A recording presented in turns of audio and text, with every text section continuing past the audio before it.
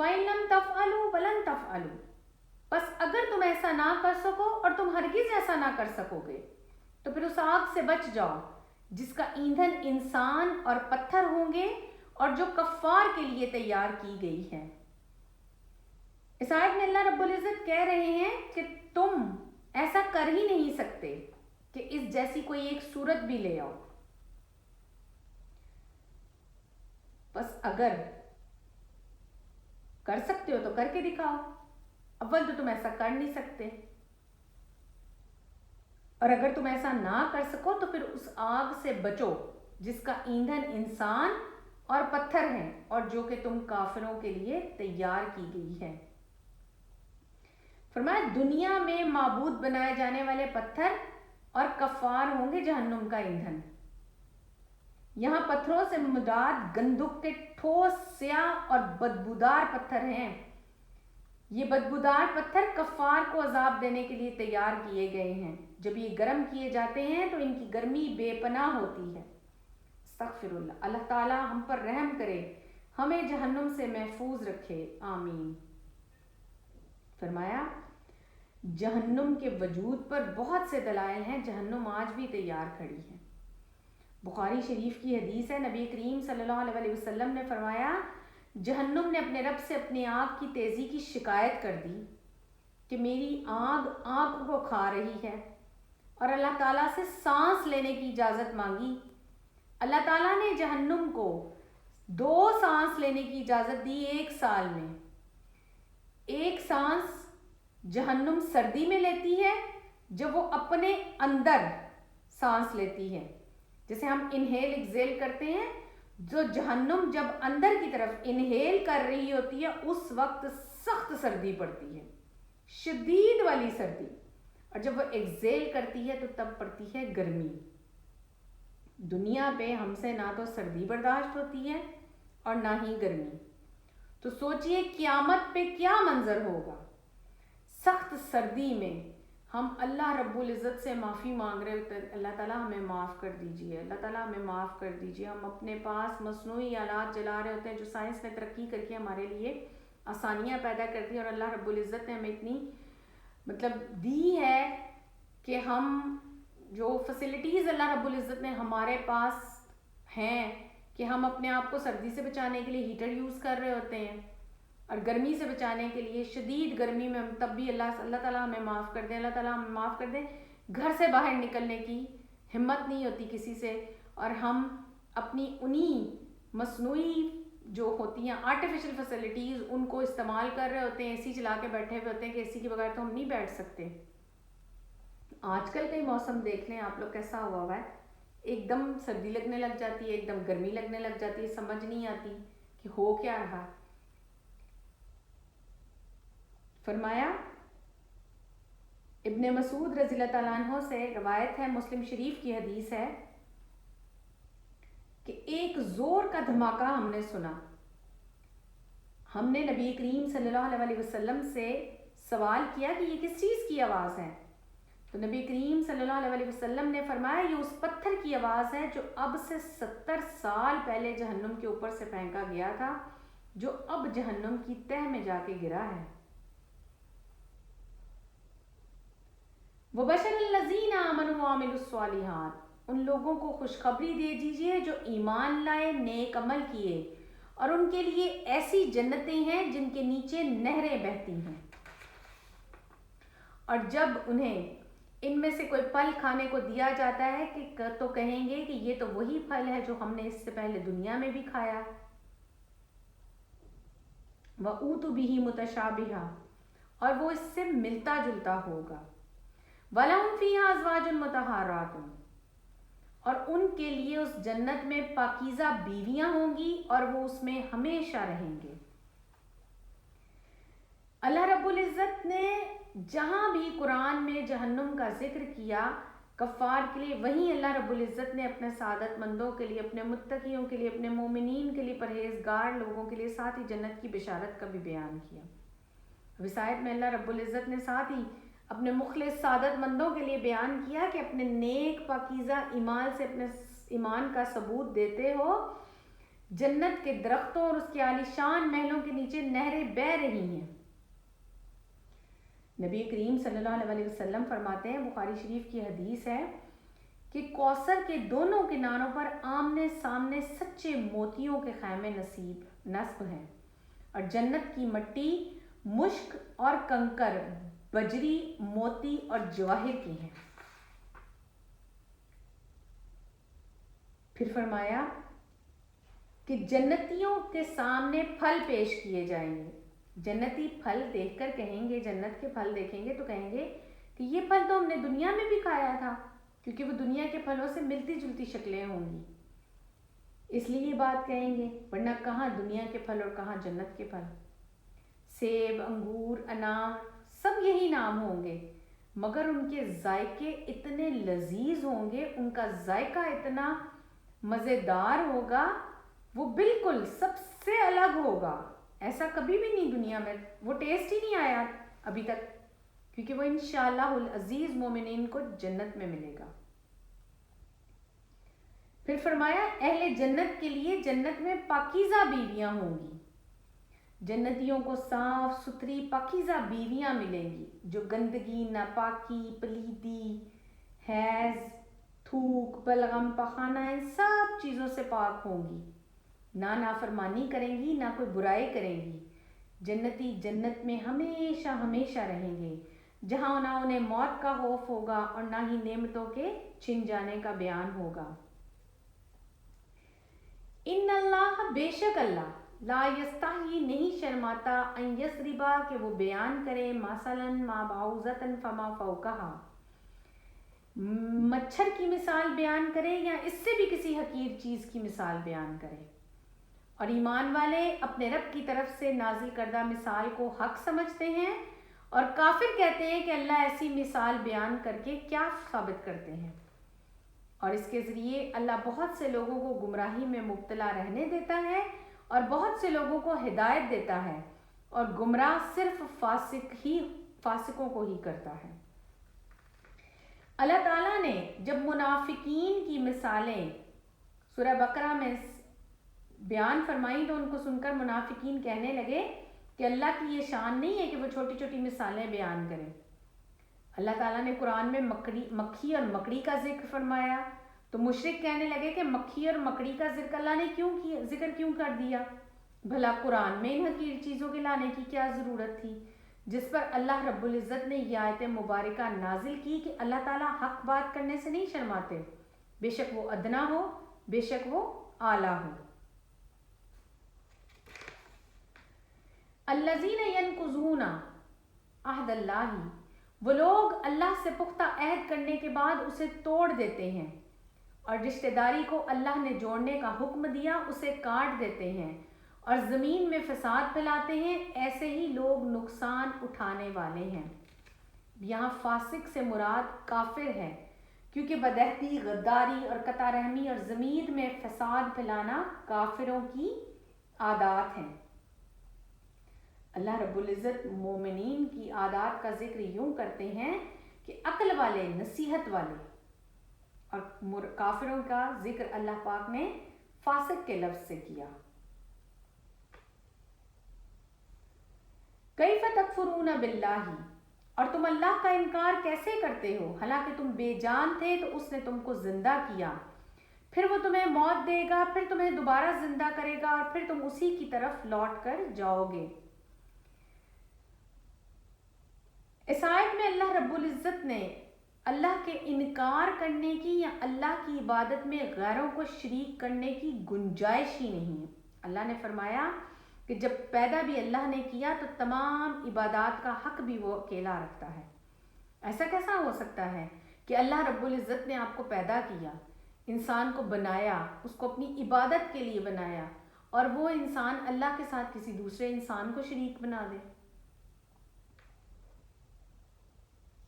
हुवल्लज़ी खलक़ लकुम मा फ़िल अर्ज़ि जमीआ, वो अल्लाह जिसने ज़मीन की तमाम चीज़ों को तुम्हारे लिए पैदा किया, फिर आसमान की तरफ मुतवज्जा हुआ, उनको ठीक ठाक 7 आसमान बनाया, और वो हर चीज़ को खूब जानने वाला है। इस आयत में रोज़मर्रा की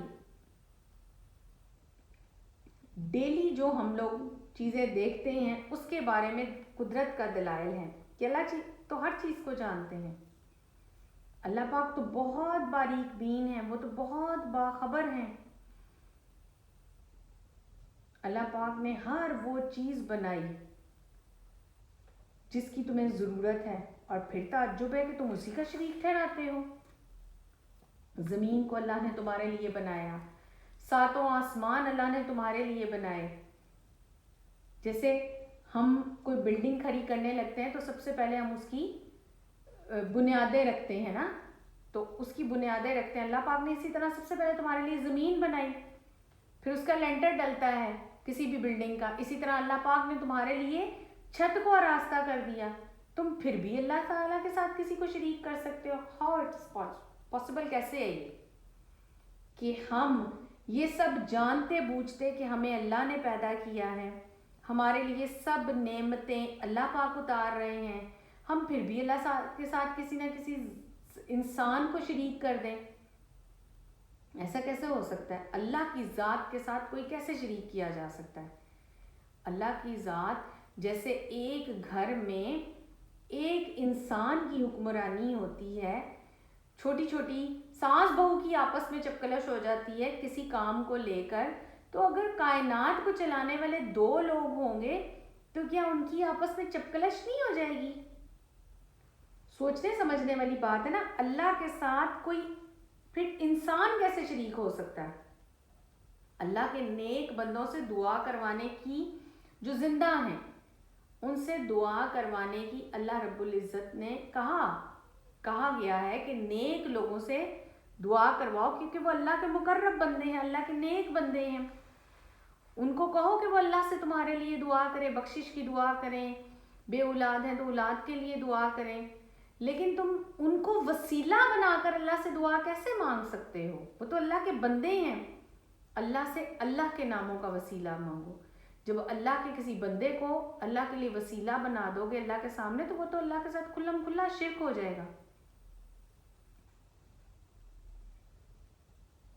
پھر فرمایا وَإِذْ قَالَ رَبُّكَ لِلْمَلَائِكَةِ, اور جب آپ کے رب نے فرشتوں سے کہا کہ زمین میں خلیفہ بنانے والا ہوں, میں نائب بنانے والا ہوں اپنا. قالوا, فرشتوں نے کہا أَتَجْعَلُ فِيهَا مَن يُفْسِدُ فِيهَا, کہ آپ ایسے شخص کو زمین میں خلیفہ بنا رہے ہیں جو زمین میں فساد پھیلائے, خون ریزی کرے, اور ہم تو آپ کی حمد کے ساتھ تسبیح کرتے ہیں, آپ کی پاکیزگی بیان کرتے ہیں. قالا, فرمایا اللہ تعالیٰ نے انی اعلم ما لا تعلمون, میں وہ جانتا ہوں جو تم نہیں جانتے. اس آیت میں خلیفہ کس کو کہا گیا ہے؟ جانشین, یعنی انسان ایک کے بعد ایک دوسرے کے جانشین ہوتے چلے گئے. جیسے دادا, ان کے بیٹے, ہمارے بابا, پھر ہم, پھر آگے سے ہمارے بیٹے, وہ نسل در نسل جانشین والا سلسلہ. تو فرمایا کہ اللہ تعالیٰ نے فرشتوں کو مصلحت کے تحت بتانا چاہا کہ میں ایک نئی مخلوق پیدا کرنے جا رہا ہوں. تو فرشتوں نے اللہ رب العزت سے مصلحت معلوم کرنے کے لیے, اللہ کی مصلحت معلوم کرنے کے لیے سوال کیا. اللہ سبحانہ و تعالیٰ نے جواب دیا کہ میرا جانشین, یعنی کہ ایک اشرف المخلوقات پیدا کرنے میں جو مصلحت ہے اس کا علم صرف مجھے ہے, وہ کوئی نہیں جانتا, تم نہیں جانتے. میں اس مخلوق میں نبی, رسول, عابد, صدیق, شہید, صالحہ بھی پیدا کروں گا. نبی کریم صلی اللہ علیہ وسلم نے فرمایا, بخاری شریف کی حدیث ہے کہ جب فرشتے بندوں کے اعمال لے کر آسمان پر چڑھتے ہیں تو اللہ تعالیٰ جاننے کے باوجود پوچھتے ہیں کہ میرے بندوں کو کس حال میں چھوڑ کر آئے. فرشتے کہتے ہیں جب ہم گئے وہ نماز پڑھ رہے تھے, جب ہم آئے وہ تب بھی نماز پڑھ رہے تھے. فرمایا کوشش کرو ایسی محفلوں میں بیٹھو جہاں دین کا ذکر ہو رہا ہو, تاکہ تمہارا نام ان لوگوں میں لکھا جائے جو دین کی بات کو سننے میں, سمجھنے میں بیٹھے.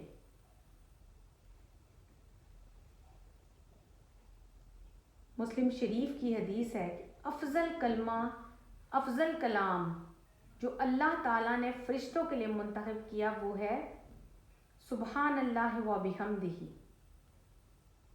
اللہ تعالیٰ اپنی تعریف کے ساتھ پاک ہے، اور جو شخص ایک مرتبہ کہتا ہے سبحان اللہ و بحمدہ سبحان اللہ العظیم، تو اللہ اس کے لیے جنت میں ایک پھلدار درخت کا انتظام کر دیتے ہیں۔ یہ ترمذی شریف کی حدیث سے ثابت ہے۔ فرشتے تو اللہ کی تسبیح بیان کرتے ہیں، اللہ کی تعریف بیان کرتے ہیں۔ ہم سبحان اللہ و بحمدہ سبحان اللہ العظیم کہہ کر اپنے لیے اللہ کی تعریف تو ہم بیان کر ہی دیتے ہیں، جب ہم یہ کہتے ہیں آیت کہتے ہیں تو ہم ساتھ ہی اپنے لیے جنت میں ایک درخت بھی کھڑا کر دیتے ہیں۔ اللہ تعالیٰ ہم سب کو توفیق دے کہ ہم ان کلمات کی زیادہ سے زیادہ تسبیحات کر سکیں۔ وَعَلَّمَ آدَمَ الْأَسْمَاءَ، اور اللہ تعالیٰ نے آدم علیہ السلام کو تمام اشیاء کے نام سکھا دیے، پھر ان چیزوں کو فرشتوں کے سامنے پیش کیا اور فرشتوں سے فرمایا کہ مجھے ان چیزوں کے نام بتاؤ اگر تم سچے ہو۔ یعنی اللہ تعالیٰ نے علم کی وجہ سے آدم علیہ السلام کو فرشتوں پر فوقیت دے دی۔ فرشتوں کا سجدہ جو در حقیقت اس واقعے سے پہلے وجود میں آیا وہ بعد میں بیان کیا گیا تاکہ خلیفہ کے پیدا کرنے کی مصلحت ظاہر ہو جائے اور معلوم ہو جائے کہ آدم علیہ السلام کو یہ فضل شرف اس علم کی وجہ سے نصیب ہوا جس علم سے فرشتے محروم تھے، اور وہ علم اللہ رب العزت نے آدم علیہ السلام کے سینے میں ڈالا۔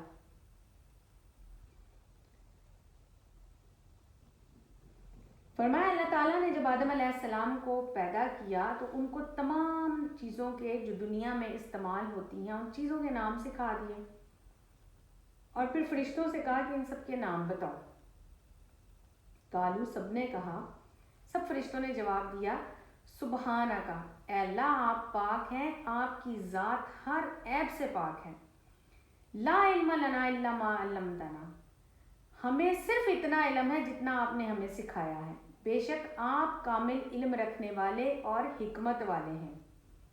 فرشتوں نے جواب دیا کہ اللہ ہم تو کچھ نہیں جانتے، آپ پاک ہیں، ہم صرف اتنا جانتے ہیں جتنا آپ نے ہمیں سکھا دیا۔ آپ کی حکمت پر مبنی ہے، سکھانا بھی حکمت ہے، نہ سکھانا بھی حکمت ہے، آپ کے ہر کام میں حکمت ہے، آپ کی ہر بات میں مصلحت ہے۔ سبحان اللہ۔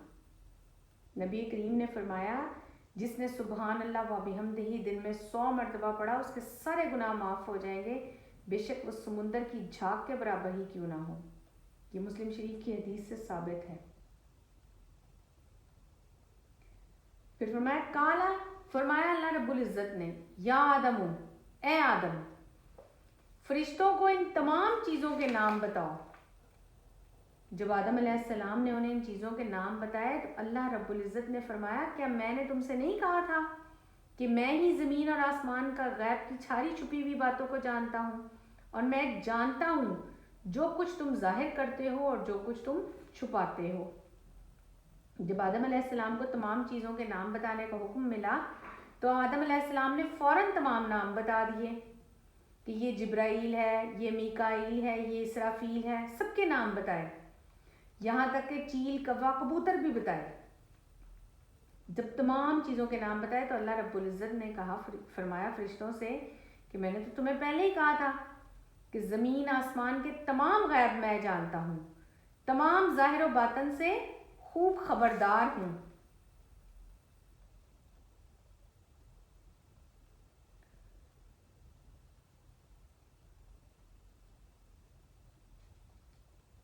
پھر فرمایا اللہ رب العزت نے کہ میں تمہارے تمام ظاہر اور پوشیدہ خیالات سے بھی آگاہ ہوں، جو تم ظاہر کرتے ہو، جو تم چھپا رہے ہو۔ اس بات کا اس آیت میں کیا مقصد ہے؟ یعنی اللہ رب العزت جانتے تھے کہ ابلیس کے دل میں جو غرور تھا، جو تکبر تھا، اسے بھی جانتا ہوں۔ فرشتے نے تو بات ظاہر کر دی کہ انسان مغرور اور خون ریزی کرنے والا ہوگا، مگر ابلیس نے اپنے دل میں اپنے غرور کو، اپنے تکبر کو چھپایا ہوا تھا، جس کی وجہ سے وہ ذلیل و رسوا ہوا۔ وَإِذْ قُلْنَا، اور جب ہم نے فرمایا فرشتوں سے اسجدوا، سجدہ کرو، لِآدَمَ، آدم کو، फसजदू, सब ने सजदा किया, इल्ला इबलीस, सवाए इबलीस के, आबा, उसने इनकार किया, वस्तकबर, और तकब्बुर किया, वकाना मिनल काफिरीन, और वो हो गया कुफ्र करने वालों में से। नबी करीम सल्लल्लाहु अलैहि वसल्लम ने फरमाया कि अल्लाह ताला ने आदम अलैहिस्सलाम की इंतहाई फजीलत का इजहार फरमाया है इस आयत में। नबी करीम सल्लल्लाहु अलैहि वसल्लम ने तिरमिज़ी शरीफ में फरमाया कि अगर मैं किसी के लिए सजदे का हुक्म देता तो बीवी को हुक्म देता कि शौहर को सजदा करे, क्योंकि शौहर का हक बहुत ज़्यादा है, मगर शौहर को सजदा करना भी हराम है। यहाँ अल्लाह ताला ने अपनी मसलहत के तहत एक ताज़ीमी सजदा था जो कि पहली शरीयतों में जायज़ था। अल्लाह ताला ने आदम अलैहिस्सलाम को फरिश्तों से सजदा करवाया। ये ताज़ीमी सजदा हमारी शरीयत में मुनसख हो गया, यानी कि इससे रोक दिया गया। लेकिन आज भी बहुत से लोग मैंने अपनी आंखों से देखे हैं जो कि मज़ारों पे जाते हैं और कब्रों को सजदा करते हैं। अस्तगफिरुल्लाह, अस्तगफिरुल्लाह, अल्लाह ताला हमें माफ़ करे। आयत के अगले हिस्से में है कि इब्लीस ने इनकार कर दिया। आदम अलैहिस्सलाम की इज्जत और बुजुर्गी जो अल्लाह रब्बुल इज़्ज़त ने उनको नवाजी कि फरिश्तों ने उनको सजदा किया, उसको देखकर इब्लीस जल गया। कहने लगा मैं तो बहुत बेहतर हूँ इससे, आपने मुझे आग से पैदा किया, इसको मिट्टी से पैदा किया, मैं इसको मिट्टी वाले को सजदा करूँ, इससे सजदा करना मेरी शान के खिलाफ है। फरमाया इब्लीस के दिल में गुरूर, तकब्बुर, हसद और कुफ्र था, इसी वजह से अल्लाह ताला ने उसको अपनी रहमत से दूर कर दिया। तिरमिज़ी शरीफ की हदीस है कि नबी करीम ने फरमाया जिसके दिल में राई के बराबर भी गुरूर होगा वो जन्नत में नहीं जाएगा। अस्तगफिरुल्लाह, अल्लाह ताला हम सब के दिलों पर गुरूर, तकब्बुर, हसद और कुफ्र से बचाए, आमीन।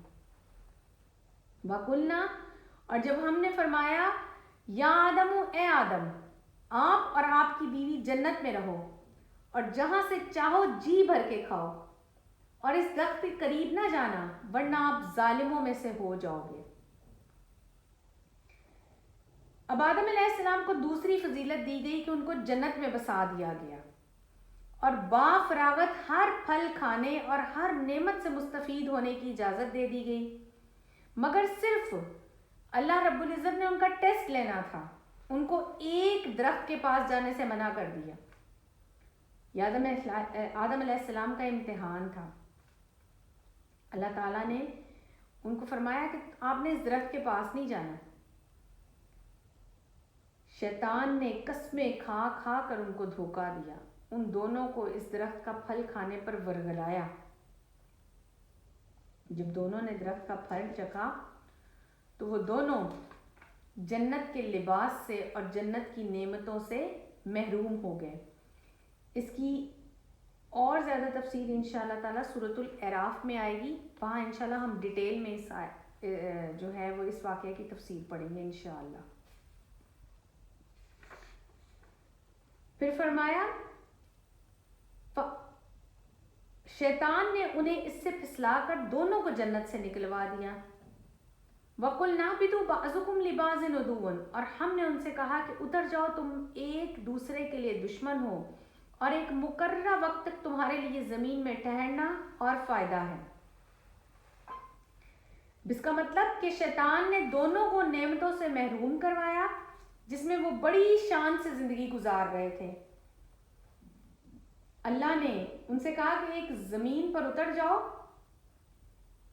एक मुकर्ररा वक्त तक, तुम आपस में एक दूसरे के दुश्मन होगे, वहीं तुम्हें मौत आएगी और फिर तुम मुकर्ररा मुद्दत तक वहीं रहोगे। क़यामत आएगी और महशर के दिन तुम्हें तुम्हारी कब्रों से उठाया जाएगा और फिर हमेशगी की ज़िंदगी मिलेगी।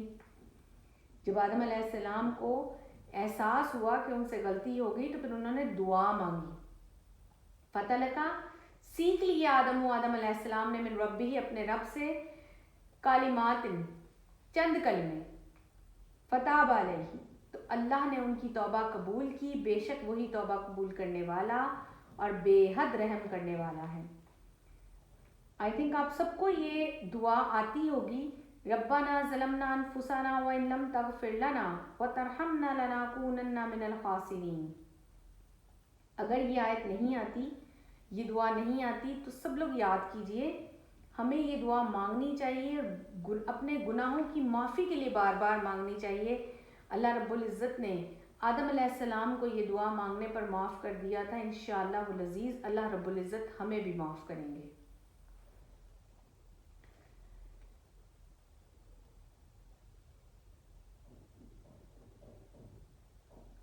कुल ना पितु मिन्हा जमीयन, हमने कहा तुम सब यहाँ से उतर जाओ।